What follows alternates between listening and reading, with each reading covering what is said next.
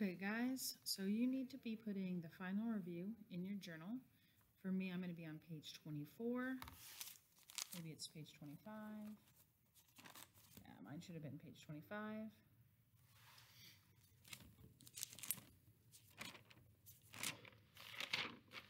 Title it Final Review.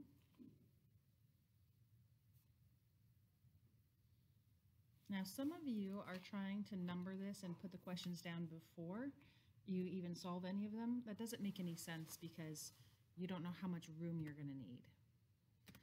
So the first question is just going to be a one step. So I'm going to just write down the equation. I want to see this vertical line that shows us two sides. I want to see the opposite operation.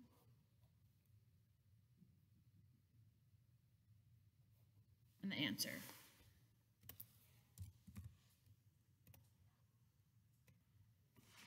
For question number 2, it's going to be a two-step equation.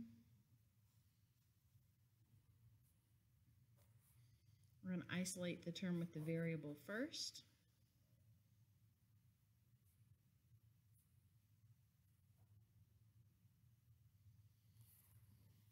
And you're done. I want to see this kind of work.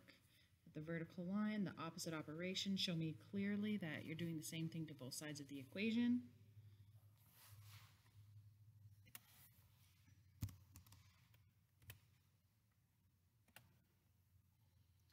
Okay, for number 3, it's multi-step. You're going to need to distribute. Make sure I can tell the difference between your z's and your 2's.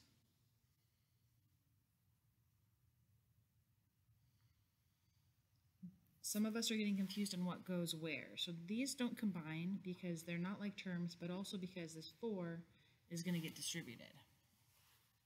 So we're going to go ahead and distribute that 4.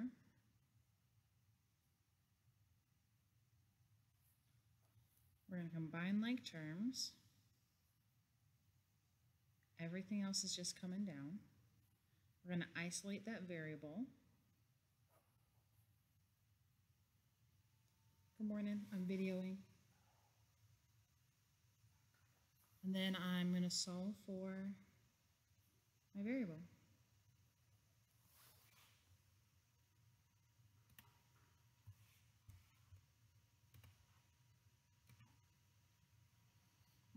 So for question number 4, you don't have to write anything down, it's just a graph. It wants to know if it represents a function. So you're just looking to see if I drew a vertical line straight up and down, would it cross more than once anywhere on the graph? And it clearly does. Like if I was at -5, I've got 2 different y values. That's not allowed. So it does not represent a function.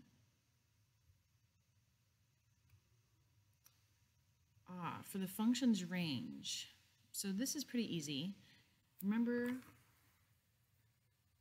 range is going to be the low to the high. And then remember this, the parenthesis means open, and a square bracket means closed. So here we're looking at the lowest number it is -12, and it's open. And then the highest it is we're looking at 10, 11, 12. We're looking at +12. And that's closed. Open to close. Ta-da. Check. Done. So no work to show on that one either. No work on this one either. So number 6, 4, 5, and 6 don't need any work shown. What we're looking for on the table, does x repeat? If x is not allowed to repeat. So since x repeats, it's a no. Because see how x would have 2 different y values at the same place? That's not allowed. Okay, so for number 7, what I'm looking for is that you know to take whatever number they tell you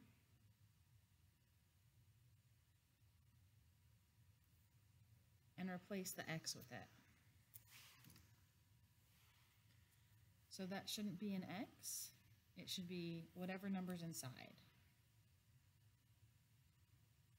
Now from here, you can just put this in the calculator. You should be able to do it by hand, but if they give you a fraction or a decimal or something, just throw it in the calculator.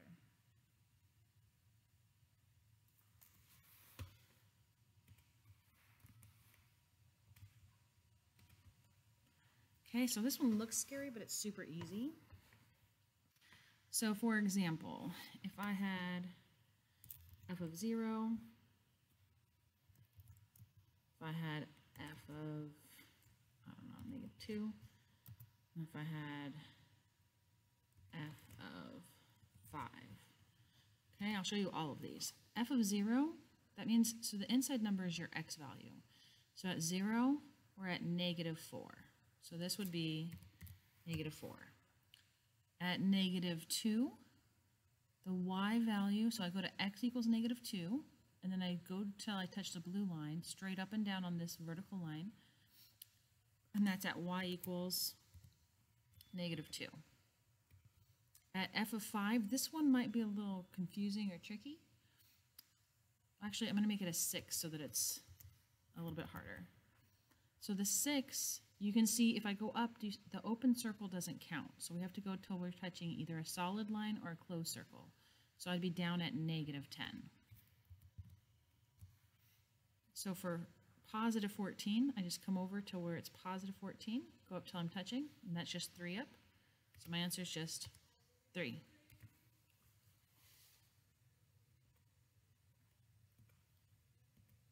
Okay, now inverse functions. A lot of us were struggling with remembering how to do these. They're really easy. You just switch x and y and solve for y. Now you'll notice that there's no systems of equations on this review. That's because we just did a whole review on it. It will still be on your final exam, but I didn't feel like it made any sense to have another review on it when we just did one. You can't see. So we just remember f of x means y. We switch x and y. Make sure you're showing the steps.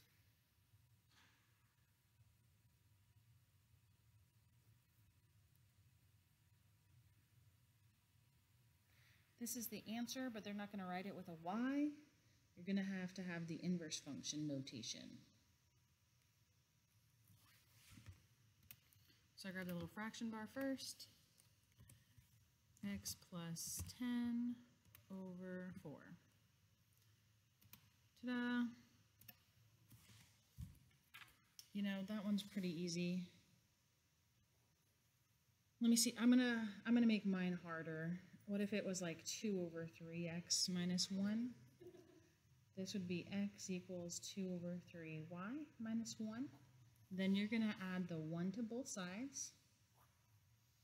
X plus 1 equals 2 over 3y. And then to get rid of this fraction, you're just going to multiply by 3 over 2 on both sides. So 3 over 2. And what they'll typically do is distribute to the top. So it's 3x plus 3 over 2. And that would be your answer. For me, I had, on this assignment, it would have been y equals x minus 1. Then it would have been x equals y minus 1. So it's going to be x plus 1. And that's it. Pretty simple. Hope that makes sense to y'all. Good job.